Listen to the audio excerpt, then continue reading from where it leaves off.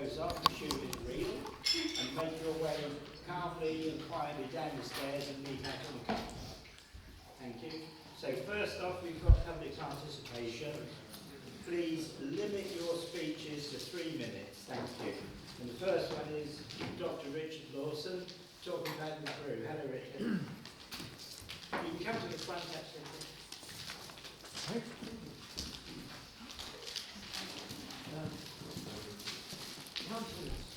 There's a microphone. Thank you for letting me update you on the Living Brew Day, planned to be held on the Saturday, 28th of March next year, which the Council very kindly approved of unanimously at the last meeting. The day is planned by the Water Subcommittee of the Resilience Committee to be a celebration of the whole of River Brew, which runs across Somerset from Stourhead to Highbridge. It will be held here in Glastonbury Town Hall, as Glastonbury marks the centre of the river's course, and we will invite representatives from all the towns and villages along its path, so we're hoping for a packed fall and media interest. Maybe. We are planning that the Living Brew Day will mark the launch of a specially commissioned website which will use layers to set out the aesthetics, the history, the geography. As you all know, its course was altered by the abbots of Glastonbury in the 12th century. The economics, ecology, and last but not least, the pollution of the river by human and animal wastes. We wish to reflect all activities that centred around the river Brew, and we will be inviting River Action and many other related NGOs as we can find. Anglers, wild swimmers, canoeists, photographers, artists, campaigners and many more, in order to revive and enrich the relationship of riverside communities with their brew. We are greatly encouraged by the endorsement of the Town Council. We will do our very best to make it a success, not just in terms of the day, but in terms of a future where the people of Somerset approach their river in a spirit of appreciation and pride. Maybe even starting a movement of river protection that will spread throughout the British Isles. Thank you. Thank you.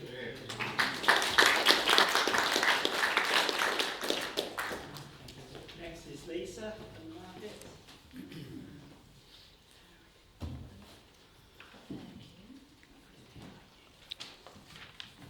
3 minutes, 12 seconds, okay? Okay, thank you. Let's be quick, here we go.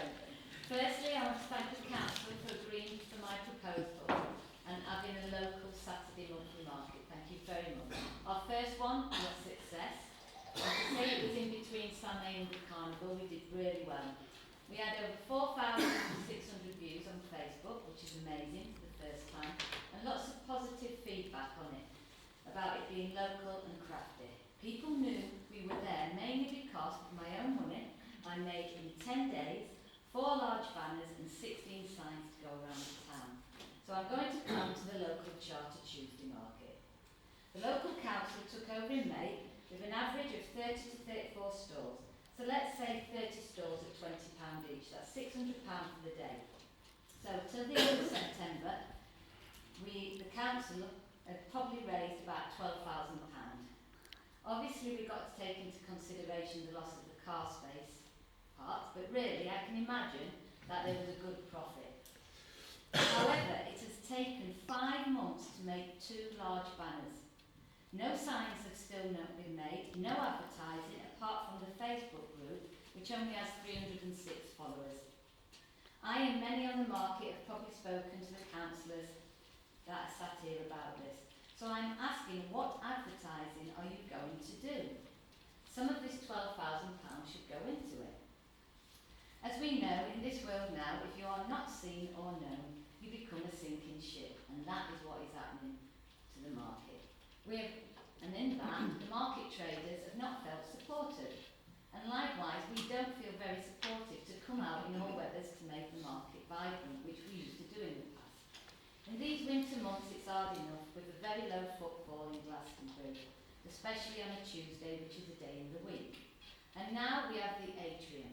which was told to us it would be an extension of the outdoor market. But how could that possibly be? We are on the other side of the car park, nowhere near the atrium. If we were to come next to the atrium, then I could see that it's doing that. So basically we see it as more competition. We already have the assembly rooms, the country market and the outdoor market on a Tuesday. Why was this made on a Tuesday in the atrium when there are 4 other days in the week? Don't get me wrong, I'm happy that some of our traders who find it difficult to be outside now have the opportunity to show their wares. But it's not good for our local market. Saying this, on Facebook, it is saying the Glastonbury charter market indoors. Well, it's not a charter market. It's an actual different market. It's the atrium in a different space. So it shouldn't be on the Facebook group. Also, if we look at the charter market, one of the prevalent things is preventing competitive markets nearby. And I feel, and the market people on the outdoor market, that is exactly what's happening. And so I've just seen downstairs that there's 2 A-frames with the atrium market. And we haven't had any of that in 5 months. So most of us are thinking, what is going on? Why isn't there being effort put into this local market, which has been put as a charter market for this time? Is my 3 minutes up? Yeah. Yes, thank you very much.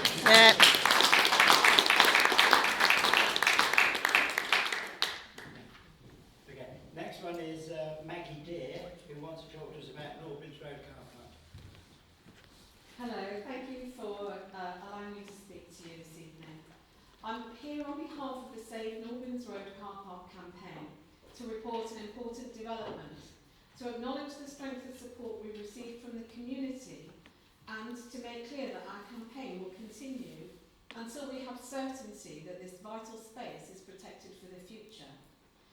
Last week we received formal confirmation from Astor Group that they are withdrawing entirely from their contract with Somerset Council to redevelop Northbridge Road car park.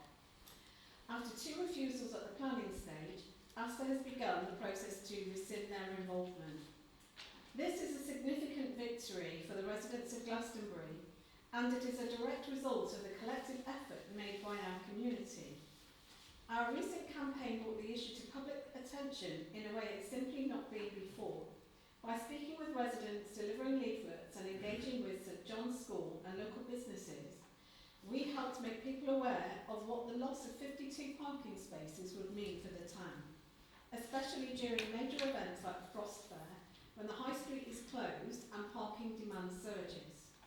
Our petition gathered 363 signatures and only 4 people declined to sign. That response illustrates unmistakably the strength of feeling in our community, and we haven't even got started on the door-to-door petition. This was just stopping people at the Frost Fair. We must also highlight a concern that has emerged during this process.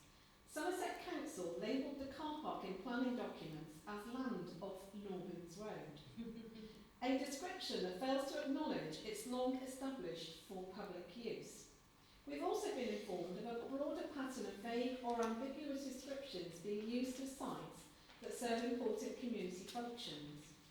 This can obscure their value and risks undermining public awareness of what is truly at stake.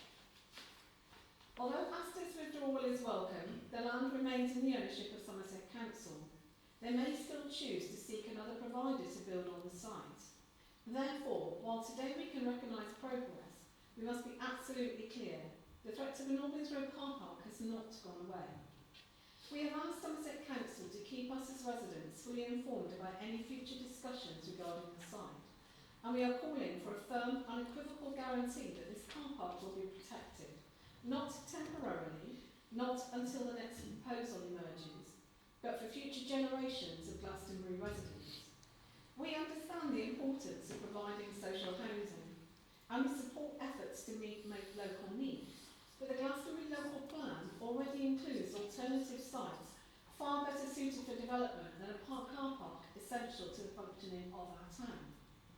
Tonight, we ask for the Town Council's continued support in ensuring transparency, accountability and meaningful community involvement as the situation progresses.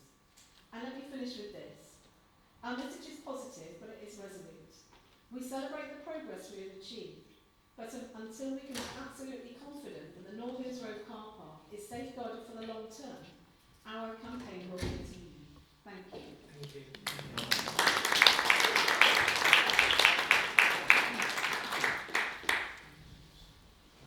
Next is Jeremy Middleton, wants to talk about red brick. I haven't timed my thing up, so could someone give me a 2.5 minute warning? Well, once again, we're here months later concerning the red brick and the community centre, which was previously called the Life Factory. £26 million has come to this town. Where is it? What's it going to be spent on? To get that 26 million, yourselves and other people, we have to be classed as a deprived area, which obviously means the 26 million should be spent to help people in the deprived area. So going back to the red brick, which is sort of immaterial now, it seems that you guys around this table are frightened to ask anything of Somerset County Council. Somerset County Council have £26 million coming to this town. Where is it? Somerset County Council currently have 1.2 million left over from the project of the Life Factory. And the roof to go back on the Life Factory, including the labour and the cost of the roof, is 400,000. And the money owed out to the workers, and this isn't even the correct figure because there's 4 people on it, 686,000. So 686,000 plus 400 for the roof is under 1.2 million.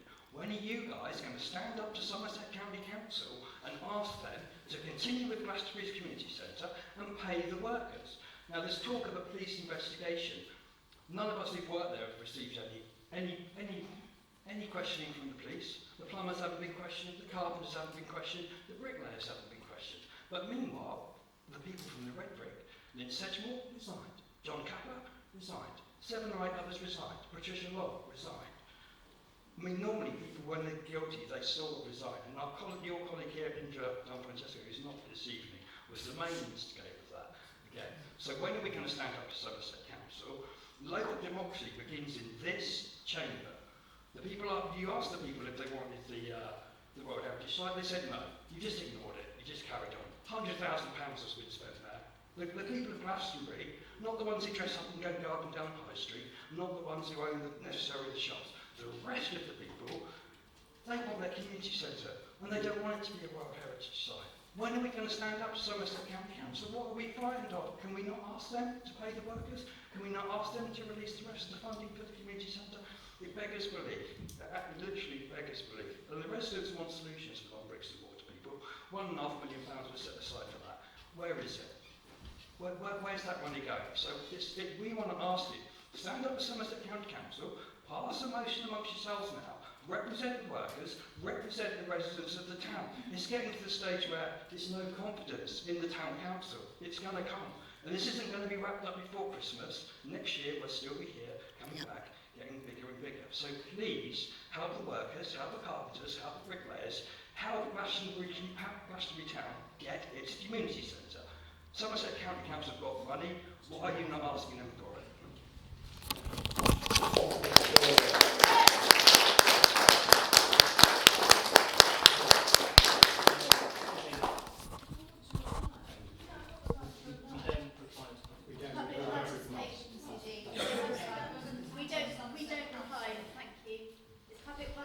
I'd love to hear you.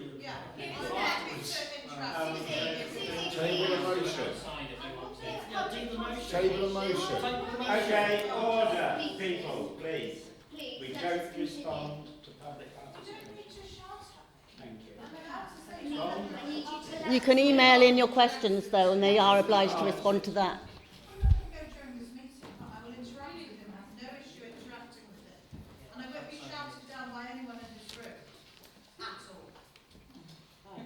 Thanks, Dan.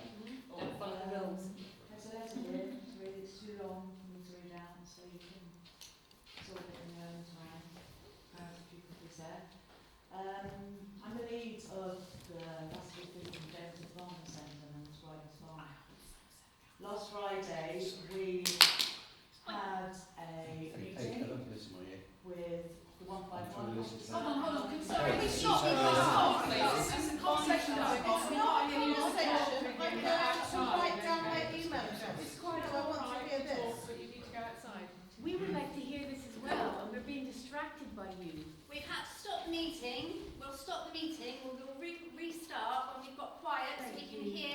people that have come to address the council. Right, Thank my you. email address. If you'd like to step outside, you can I don't continue need to step conversation. outside or Okay. speak to write down my email. All right, so in the meantime, we're all waiting for you to finish, You please. don't need to wait for me to write What are you something. scared That's of? silence. What are you scared of? I would like to continue with our meeting. Thank you. Very good. There are people that have come to speak. So last Friday, we had a meeting with the 151 officer and Duncan Sharkey, and they informed us that they were stopping any future funding for the farm project. This was because the grant fund agreement was broken by the Red Brick Building with the overspend on the Life Factory for £98,000. It's got nothing to do with the management of the farm project by Ridley CIC. We are under budget at this moment and we are on target. This project is a once in a lifetime for Glastonbury, you know, and the community and the wider community, and it represents the massive problem that we have environmentally, you know, but we do not look after nature. We do not see her first, you know, and what she can give to us. This project is offering education, it's offering connection, it's offering a space for people to be. It would be, I don't know what to say really. You know, we're kind of in a bit of shock about this. We have been told that the project will, or the land will have to go back onto the market. Since the purchase of the land has got full planning permission for two quite hefty buildings. You know, one is a barn, which would hold a space for a recycling loop in the community, a recycling centre, the reuse cafe. The roundhouse, 13-metre roundhouse, that would create space for people from all over the community, from all different aspects of the community, and also wider afield. It has also had a change of views from agricultural to agricultural educational. Both these aspects increase the price of the land, probably by about threefold. We've been told by Somerset that they will not purchase the land back if there's been an increase in price, and they will be paying more than was paid for the land in the first place. The Red Brick Building are looking at administration.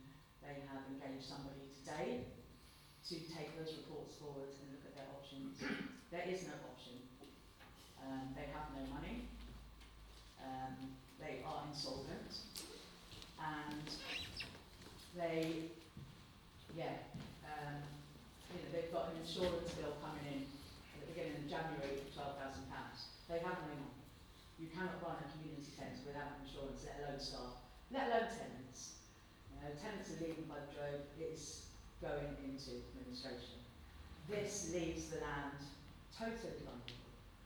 You know, and I have approached a few of you before, explaining my concerns over this many months before, and I have not had the support that is needed to secure this project from the Town Council, from Somerset, from the boards of the Red Brick Building. So that's where I leave it with you, and I suggest you read this. It's the story so far, and what we intend to do with the land and complete on the land. Thank you, Bob. There you go.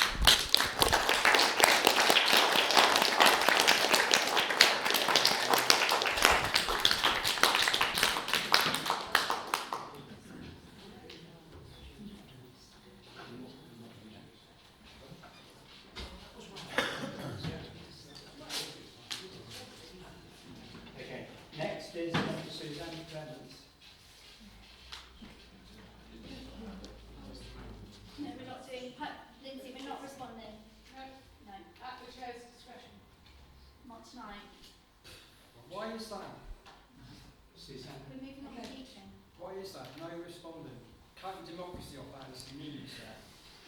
Public participation, that's where you At do. your discretion, is it? Public participation, is that at your discretion? Suzanne, would you like to continue? Yes, thank you. Thank you very much for letting me speak. Briefly, this is very good news. One of the projects I've been involved in is fundraising to pilot a bus to link Glastonbury town with our nearest station at Castle Carey. We've applied for lots of grants, and over and over again we've been told by the grant funders, if only the county council would show some solid commitment, we could fund you. And suddenly, what's happened is the county council have been awarded a much bigger amount towards supporting bus services with relaxed restraints on it, so they can actually use the money to start new services, which is exactly what we need. And I've been told authoritatively that the word has to come from the town council to ask the county council to allocate some of this new money. It's 800,000 in addition to what they already had, to allocate some of that to help towards funding the pilot bus to link Glastonbury to Castle Carey Station. It's called Glastonbury Train Link. So I know that Ewan has explained to you some of the details, and Serena knows about it as well, and I've circulated information to other people, but it's just really great news, and we really don't want to miss this opportunity. So thank you very much. Thanks. Yay.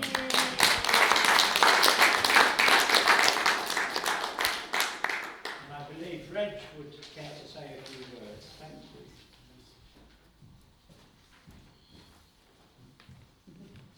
Thank you, Worship. On behalf of Glastonbury Carnival, I would like to thank the Town Council for the use of the hall over Carnival. Also, Connor, who helped us a lot, and all the Town Councillors have worked with us. We had a lovely Carnival, but really nice weather, a huge crowd, but not too much collection money, but there it is, it's one of those things. And I'd like to thank you very much. Thank you. Thank you.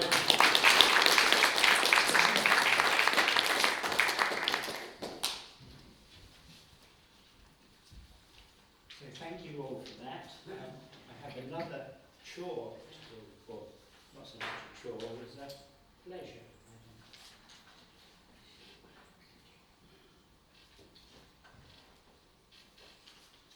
So, councillors, guests and members of our community, as we open this meeting and reflect on 2025, I'd like to take a moment to recognise something that has brought a great sense of pride to Glastonbury. Lando Norris, the 2025 Formula 1 Drivers' World Champion, spent his formative years growing up in our town and attending Millfield School. A young man with a clear spark, a love of racing and a determination that stood out even then. This year, that determination carried him to the very top of his sport, finishing the season with 7 race wins, an impressive 18 podium finishes and a total of 423 championship points. It has been a season marked not only by victories at home and abroad, but by remarkable consistency, calmness under pressure and the resilience to push on in the face of fierce competition. And Lando is not the only young person from our area achieving success on the world stage. We are equally proud to note that Indigo Hinton has won the 2025 Sir Peter Ustinov Television Scriptwriting Award, a prestigious international Emmy accolade that celebrates outstanding emerging talent in screenwriting. This award is recognised globally, and Indigo's achievement stands as a powerful reminder that creativity nurtured here in our community can reach audiences far beyond Glastonbury. But beyond the statistics, the trophies and the headlines, these achievements mean something special for us here. They remind us that extraordinary journeys can begin anywhere, in our local schools, our local clubs, our local neighbourhoods. Lando and Indigo's successes show that young people growing up in Glastonbury can go on to stand among the very best in the world, whether on a Formula 1 circuit or in the international arts community. To every young person in our town, these victories are more than inspiring stories. They are proof that your ambitions, however bold or distant they may seem, are worth pursuing. Whether your passion lies in sport, science, writing, performance, technology, the environment, or something entirely your own, you have every right and ability to chase it with confidence. And you have a community here that believes in you wholeheartedly. So tonight, on behalf of Glastonbury, we offer our warmest congratulations to Lando Norris and Indigo Hinton. Their achievements are their own, but the pride is shared by us all. So may their example continue to inspire the next generation of Glastonbury's dreamers and doers. Thank you.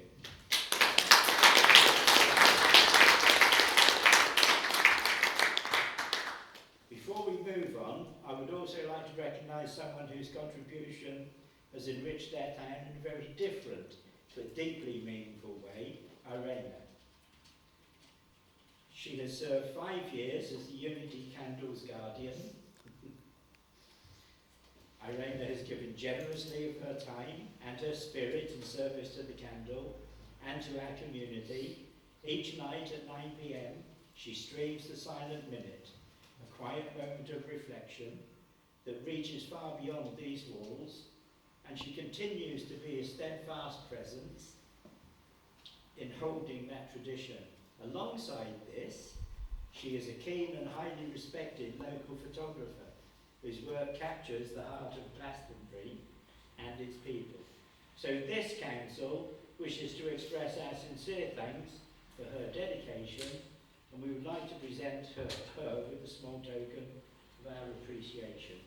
And I would also then like to invite Irena to light the Unity candle for us.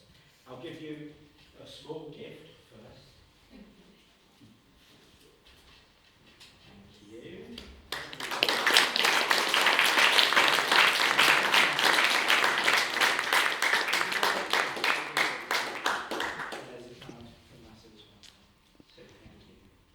Please like to light the Unity candle and join us in standing for a silent minute. Thank you.